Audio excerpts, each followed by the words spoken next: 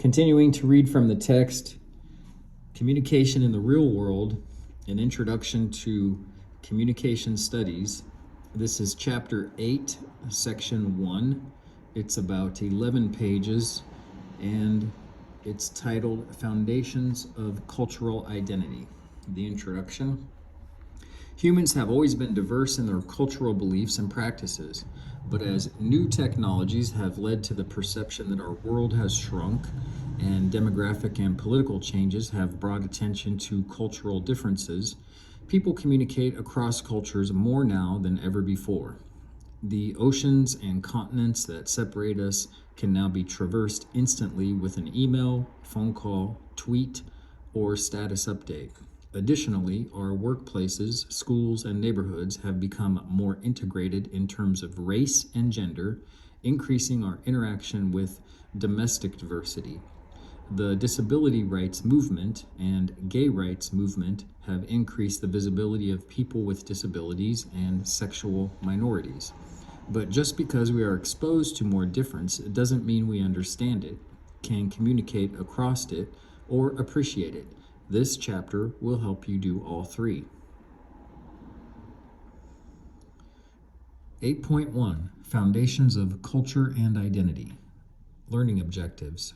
1. Define culture. 2. Define personal, social, and cultural identities. 3. Summarize non-dominant and dominant identity development. 4. Explain why difference matters in the study of culture and identity. Culture is a complicated word to define, as there are at least 6 common ways that culture is used in the United States. For the purposes of exploring the communicative aspects of culture, we will define culture as the ongoing negotiation of learned and patterned beliefs, attitudes, values, and behaviors. Unpacking the definition, we can see that culture shouldn't be conceptualized as stable and unchanging.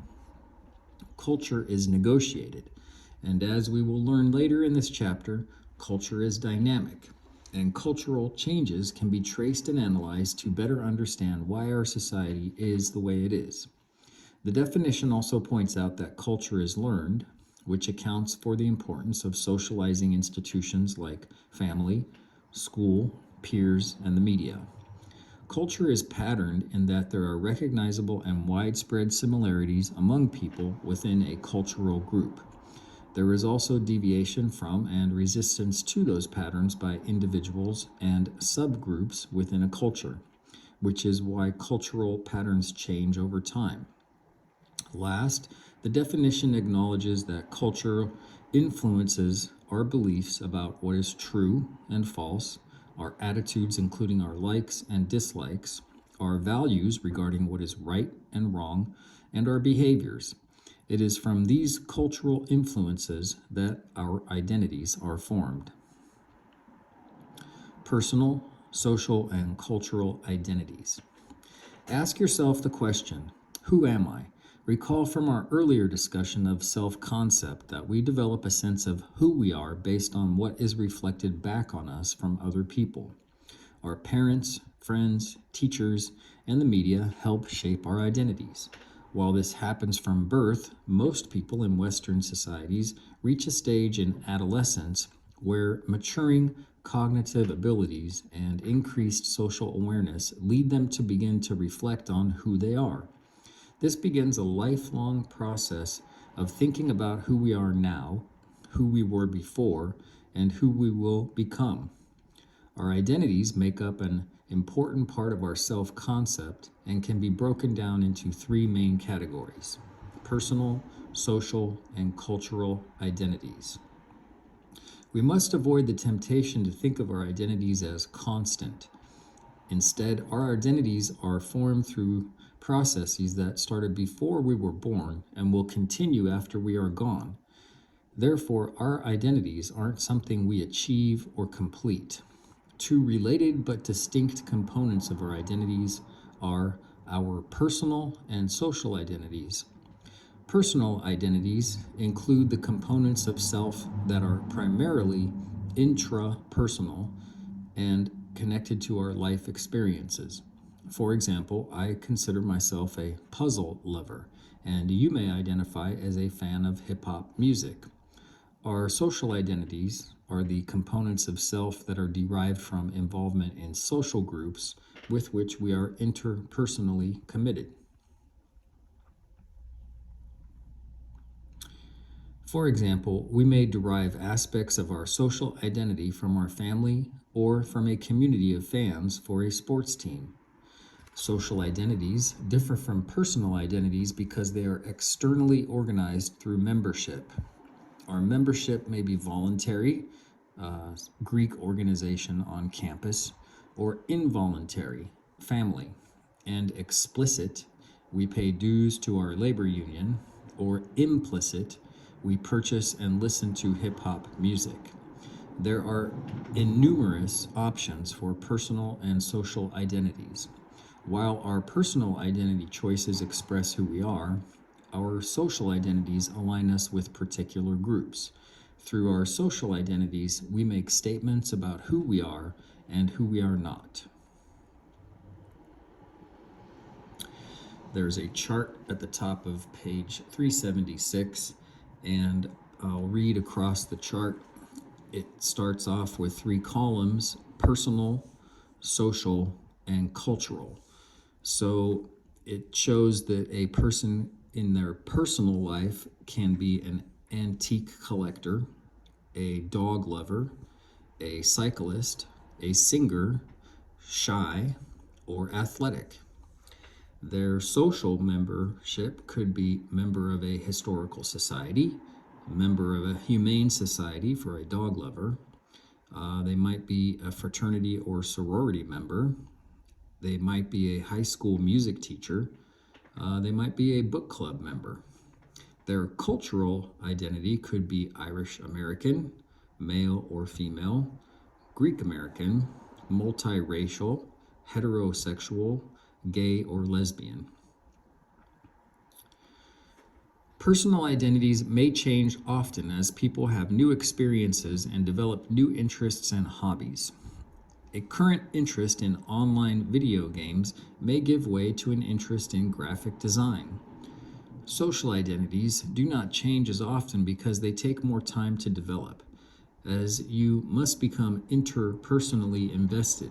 For example, if an interest in online gaming videos leads someone to become a member of a club or a massively multiplayer online role game community, that person identity has led to a social identity. Personal identity has led to a social identity that is now interpersonal and more entrenched. I just have to say as an aside, this entire text uses a lot of college words. In other words, big words, the ones you find on the SAT, for example. And college professors tend to be a particular identity that I'm not even sure this guy knows, where he's using a lot of words that essentially, I would say over half of the audience probably doesn't know. For example, entrenched. These kinds of words I find a lot from college types, and I have many college degrees myself, and when I'm communicating with people, I try not to use words that I don't think most people know, but even the use of the words that you use help to socially define who you are and maybe even define who you are for yourself. It's just an aside, but as I'm reading this text, it reminds me of why I stopped going to college. I enjoyed learning, but I just got so tired of the college professors demanding all these complicated long sentences and words that most people don't use, and sentences that run on for hundreds of words. Anyway, that's just an aside.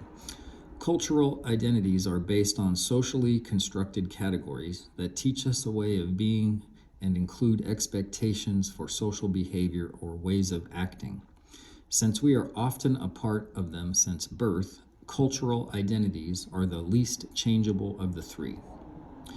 The ways of being and the social expectations for behavior within cultural identities do change over time, but what separates them from most social identities is their historical roots. For example, think of how ways of being and acting have changed for African Americans since the Civil Rights Movement. Additionally, common ways of being and acting within a cultural identity group are expressed through communication.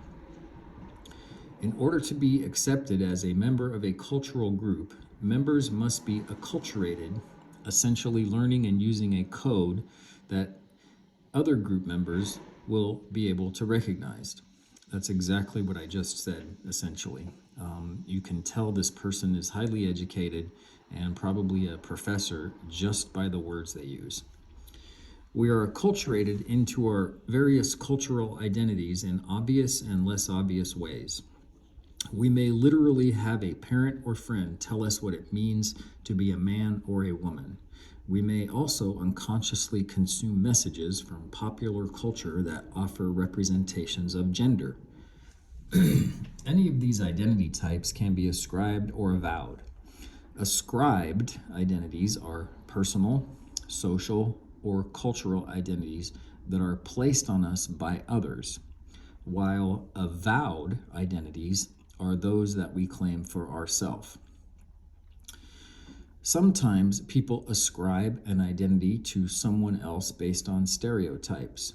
You may see a person who likes to read science fiction books, watches documentaries, has glasses, and collects Star Trek memorabilia and label him or her a nerd. If the person doesn't avow that identity, it can create friction, and that label may even hurt the other person's feelings. But ascribed and avowed identities can match up. To extend the previous example, there has been a movement in recent years to reclaim the label nerd and turn it into a positive, and a nerd subculture has been growing in popularity.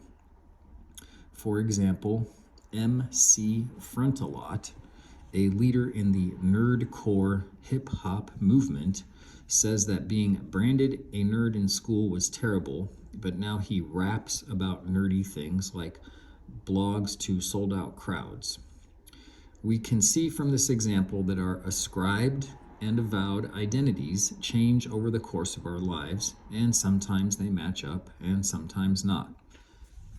Although some identities are essentially permanent, the degree to which we are aware of them, also known as salience, changes. The intensity with which we avow an identity also changes based on context. For example, an African American may not have difficulty deciding which box to check on the demographic section of a survey. But if an African American becomes president of her college's Black Student Union, she may more intensely avow her African American identity, which has now become more salient. If she studies abroad in Africa her junior year, she may be ascribed an identity of American by her new African friends rather than African American. For the Africans, their visitor's identity as American is likely more salient than her identity as someone of African descent. If someone is biracial or multiracial, they may change their racial identification as they engage in an identity search. One intercultural communication scholar writes of his experiences as an Asian Latino American. He notes repressing his Chinese identity as an adolescent living in Peru, and then later embracing his Chinese identity and learning about his family history while in college in the United States. This example shows how even national identity fluctuates. Obviously, one can change nationality by becoming a citizen of another country, although most people do not. My identity as a U.S. American became very salient for me the first time in my life when I studied abroad in Sweden. As another aside, I remember in 1981 when I went to a junior college in Northern California called Chabot College. And my friend was there and she was enrolling, and her father was black, and her mother was Japanese. They met in World War II when he was in Japan. And we went up to get her enrolled, and one of the boxes that was checked or offered to be checked include your racial identity. And so there were the typical white, Latino of Hispanic origin or something, and black and Asian, and maybe a couple other choices. And so Frances and I, my friend, she couldn't figure out which box to check. So she asked the lady, I'm not sure which box I could check because I'm more than one. And the lady literally took the form from Frances and said, I'll check it for you. And she checked Asian. And the thing is that Frances was a combination of black and African American, and people really couldn't tell what culture she was. She looked like she might be Filipino or something like that. And she had been in a school where people were very racist. There was not that many black people in the school, and she heard the N-word a lot. So she hid her identity as African American, which she embraced later once she got out of high school. So this is a real issue, and I've seen it for now something like 45 years and been very aware of it. Throughout modern history, cultural and social influences have established dominant. Throughout modern history, cultural and social influences have established dominant and non-dominant groups. Dominant identities historically had and currently have more resources and influence, while non-dominant identities historically had and currently have less resources and influence. It's important to remember that these distinctions are being made at the societal level, not the individual level. There are obviously exceptions, with people in groups considered non-dominant obtaining more resources and power than a person in a dominant group. However, the overall trend is that difference based on cultural groups has been institutionalized, and exceptions do not change this fact. Because of this uneven distribution of resources and power, members of dominant groups are granted privileges, while non-dominant groups are at a disadvantage. The main non-dominant group must face various forms of institutionalized discrimination, including racism, sexism, heterosexism, and ableism. As we will discuss later, privilege and disadvantage, like similarity and difference, are not all or nothing. No two people are completely different or completely similar, and no one person is completely privileged or completely disadvantaged. Identity development. There are multiple models for examining identity development. Given our focus on how difference matters, we will examine similarities and differences in non-dominant and dominant identity formation. While the stages in this model help us understand how many people experience their identities, identity development is complex, and there may be variations. We must also remember that people have multiple identities that intersect with each other. So as you read, think about how circumstances may be different for an individual with multiple non-dominant and/or dominant identities. Non-dominant identity development. There are 4 stages of non-dominant identity development. The first stage is unexamined identity, which is characterized by a lack of awareness of or lack of interest in one's identity. For example, a young woman who will later identify as a lesbian may not yet realize that a non-dominant sexual orientation is part of her identity. Also, a young African American man may question his teachers or parents about the value of what he's learning during Black History Month. When a person's lack of interest in their own identity is replaced by an investment in a dominant group's identity, they may move to the next stage, which is conformity. In the conformity stage, an individual internalizes or adopts the values and norms of the dominant group, often in an effort not to be perceived as different. Individuals may attempt to assimilate into the dominant culture by changing their appearance, their mannerisms, the way they talk, or even their name. Moises, a Chicano man interviewed in a research project about identities, narrated how he changed his Mexican-sounding name to Moses, which was easier for his middle school classmates and teachers to say. He also identified as white instead of Mexican American or Chicano because he saw how his teachers treated the other kids with brown skin. Additionally, some gay or lesbian people in this stage of identity development may try to act straight. In either case, some people move to the next stage, resistance and separation, when they realize that despite their efforts, they are still perceived as different by and not included in the dominant group. In the resistance and separation stage, an individual with a non-dominant identity may shift away from the conformity of the previous stage to engage in actions that challenge the dominant group identity group. Individuals in this stage may also actively try to separate themselves from the dominant group, interacting only with those who share their non-dominant identity. For example, there has been a deaf culture movement in the United States for decades.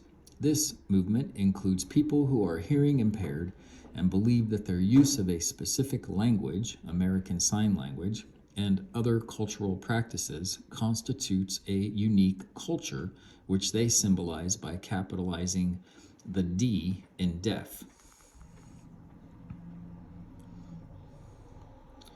While this is not a separatist movement, a person who is hearing impaired may find refuge in such a group after experiencing discrimination from hearing people.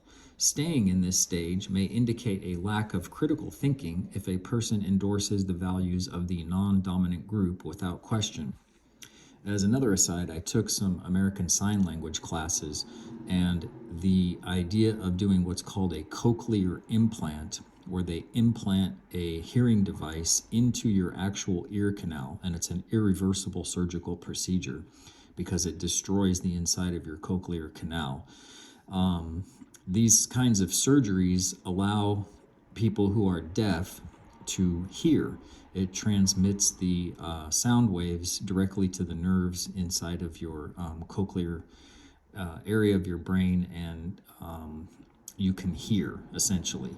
And people in the deaf culture oftentimes are extremely upset about this and refer to this as mutilation and stealing people from the deaf culture. So that's actually a thing if you want to look it up. Once you become hearing, then you would have to decide if you are still a part of the deaf culture. So that's something that goes on all the time, and it's not just a matter of if you can hear or if you can't hear. It's more an idea of what culture you belong to and how people in that culture define themselves.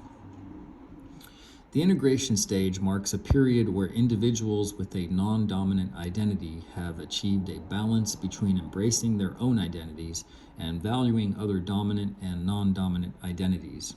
Although there may still be residual anger from the discrimination and prejudice they have faced, they may direct this energy into positive outlets, such as working to end discrimination for their own or other groups. Moises, the Chicano man I mentioned earlier, now works to support the Chicano community in his city and also has actively supported gay rights and women's rights. Dominant identity development. Dominant identity development consists of 5 stages. The unexamined stage of dominant identity formation is similar to the non-dominant in that individuals in this stage do not think about their or others' identities. Although they may be aware of differences, for example, between races and genders, they either don't realize there is a hierarchy that treats some people differently than others, or they don't think the hierarchy applies to them. For example, a white person may take notice that a person of color was elected to a prominent office. However, he or she may not see the underlying reason that this is noticeable, namely that the overwhelming majority of our country's leaders are white. Unlike people with a non-dominant identity, who usually have to acknowledge the positioning of their identity due to discrimination and prejudice they encounter, people with dominant identities may stay in the unexamined stage for a long time. In the acceptance stage, a person with dominant identity passively or actively accepts that some people are treated differently than others, but doesn't do anything internally or externally to address it.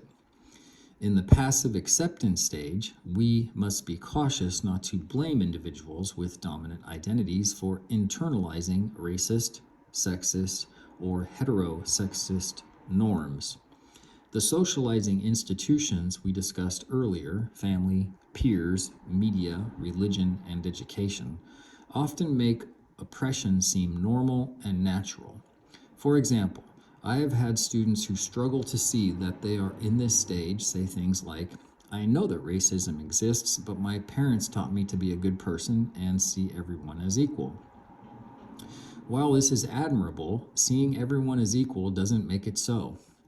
And people who insist that we are all equal may claim that minorities are exaggerating their circumstances or whining and just need to work harder or get over it.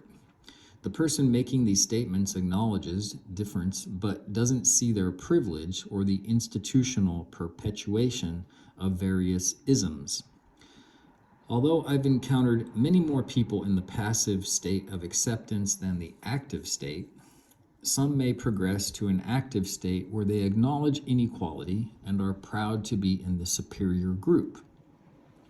In either case, many people never progress from this stage. If they do, it's usually because of repeated encounters with individuals or situations that challenge their acceptance of the status quo, such as befriending someone from a non-dominant group or taking a course related to culture. Man, there was a simpler way to say that. It's from getting along with and getting to know people outside your group. The resistance stage of dominant identity formation is a major change from the previous in that an individual acknowledges the unearned advantages they are given and feels guilt or shame about it. Having taught about various types of privileges for years, I've encountered many students who want to return their privilege or disown it. These individuals may begin to disassociate with their own dominant group because they feel like a curtain has been opened and their awareness of the inequality makes it difficult for them to interact with others in their dominant group.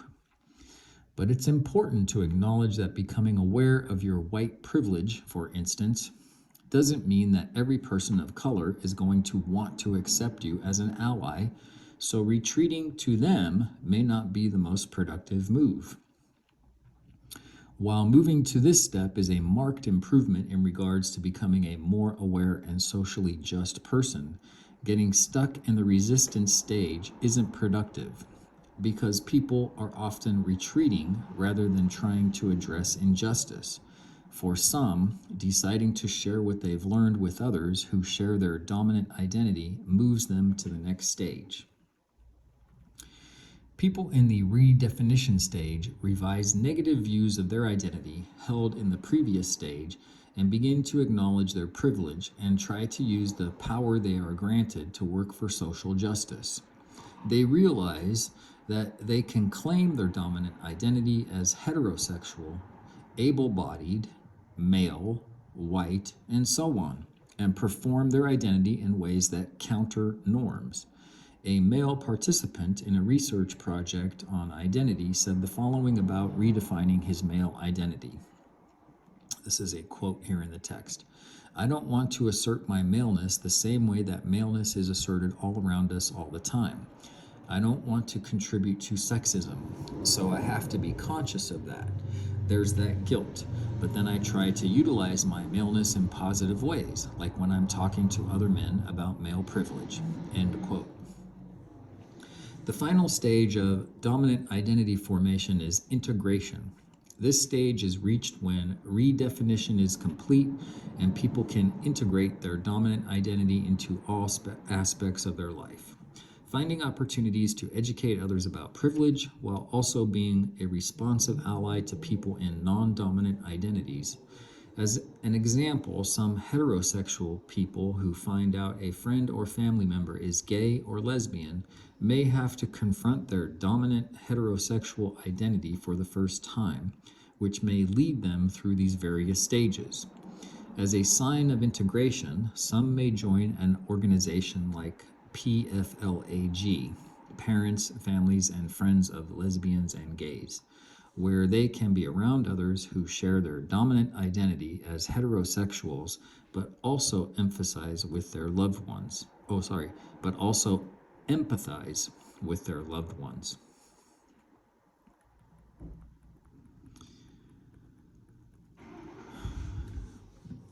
Knowing more about various types of identities and some common experiences of how dominant and non-dominant identities are formed prepares us to delve into more specifics about why difference matters.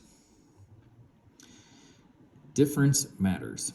Whenever we encounter someone, we notice similarities and differences. While both are important, it is often the differences that are highlighted and that contribute to communication troubles. We don't only see similarities and differences on an individual level. In fact, we also place people into in-groups and out-groups based on the similarities and differences we perceive.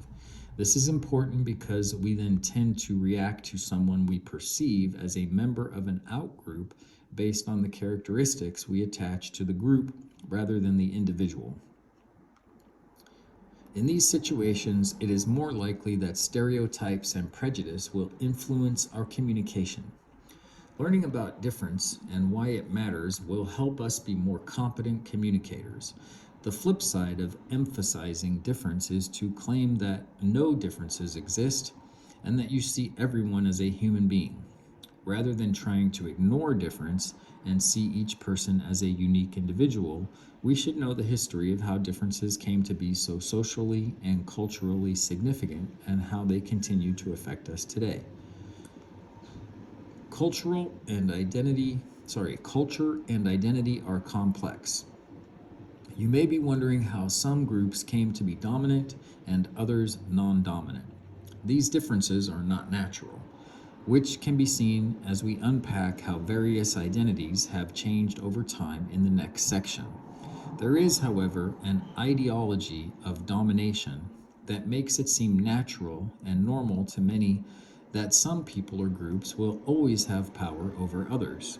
In fact, hierarchy and domination, although prevalent throughout modern human history, were likely not the norm. I'll wait for that to pass.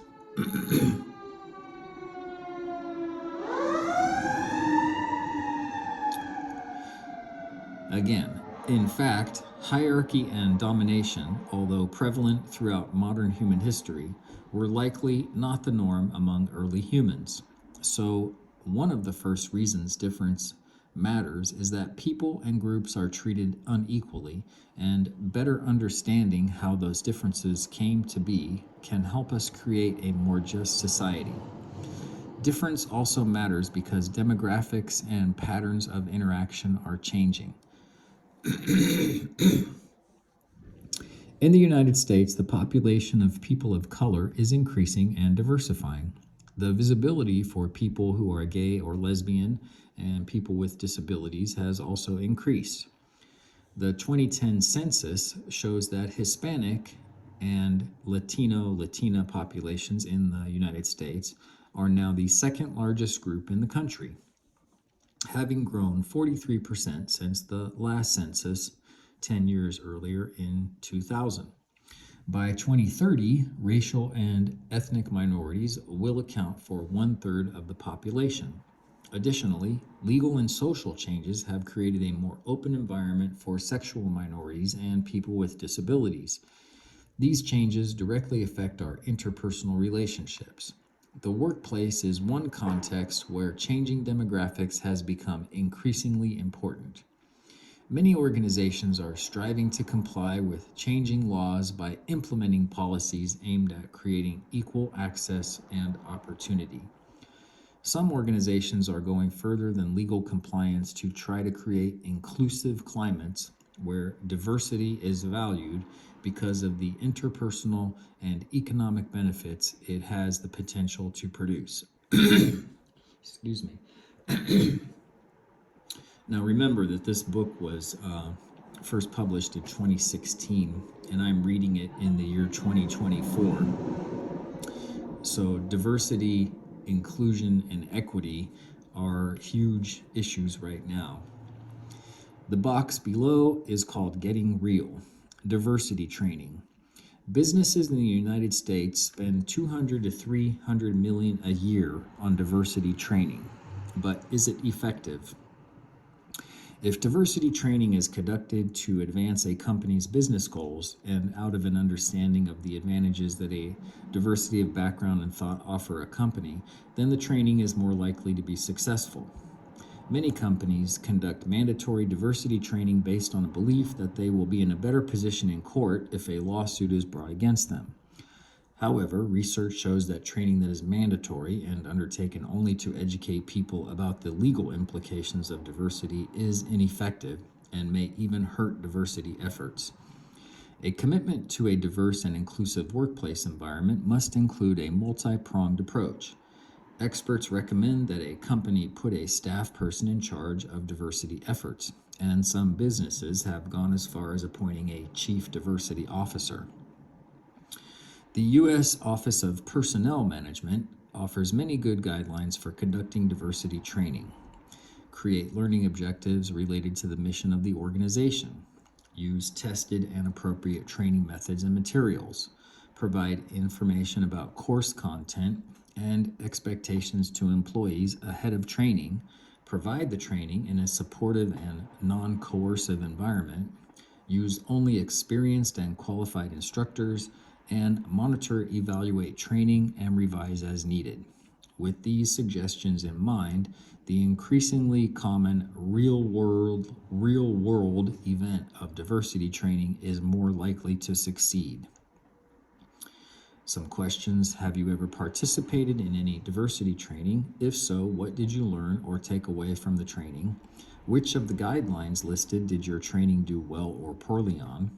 Number 2, do you think diversity training should be mandatory or voluntary? Why? From what you've learned so far in this book, what communication skills are important for a diversity trainer to have? Wow, just as an aside, looking back on this book, almost 10 years old, the diversity training is required in almost all organizations, and it has become a huge business and a huge institutionalized fact. And probably that's a lot due to the spread of social media and lawsuits, as was just said.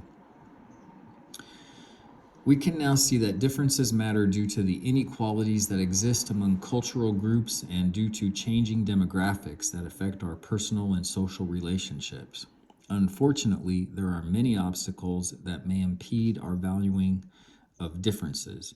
Individuals with dominant identities may not validate the experiences of those in non-dominant groups because they do not experience the oppression directed at those with non-dominant identities. Further, they may find it difficult to acknowledge that not being aware of this oppression is due to privilege associated with their dominant identities. Because of this lack of recognition of oppression, members of dominant groups may minimize, dismiss, or question the experiences of non-dominant groups and view them as complainers or whiners. Recall from our earlier discussion of identity formation that people with dominant identities may stay in the unexamined or acceptance stages for a long time. Being stuck in these stages makes it much more difficult to value differences.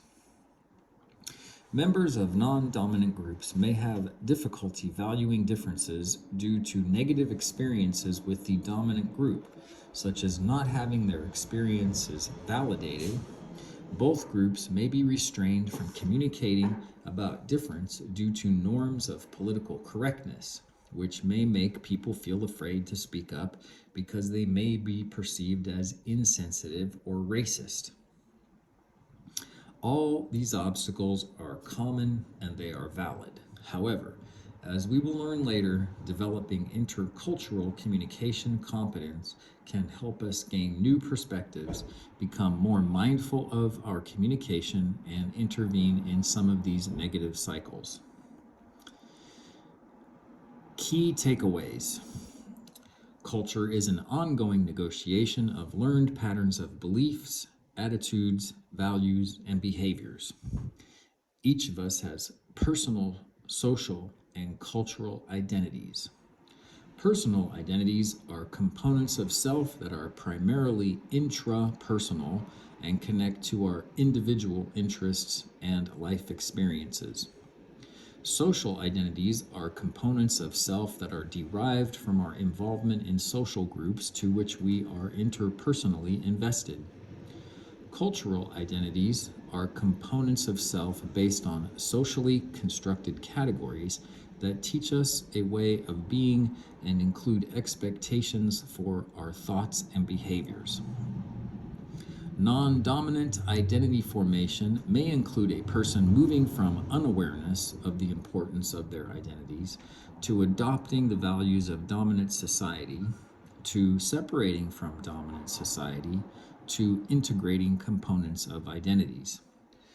Dominant identity formation may include a person moving from unawareness of their identities,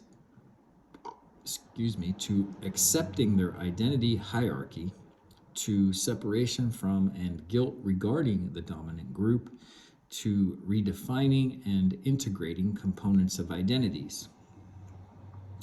Difference matters because people are treated differently based on their identities, and demographics and patterns of interaction are changing. Knowing why and how this came to be and how to navigate our increasingly diverse society can make us more competent communicators. And there are 2 exercises, and it's the end of the chapter. 1, list some of your personal, social, and cultural identities. Are there any that relate? If so, how for your cultural identities? Which ones are dominant and which ones are non-dominant? What would a person who looked at this list be able to tell about you? Describe a situation in which someone ascribed an identity to you that didn't match with your avowed identities. Why do you think the person ascribed the identity to you? Were there any stereotypes involved? Oh, there's another one. 3, getting integrated. Review the section that explains why difference matters. Discuss the ways in which difference may influence how you communicate in each of the following contexts: academic, professional, and personal. That is the end of section 8.1. We will continue later. Thank you.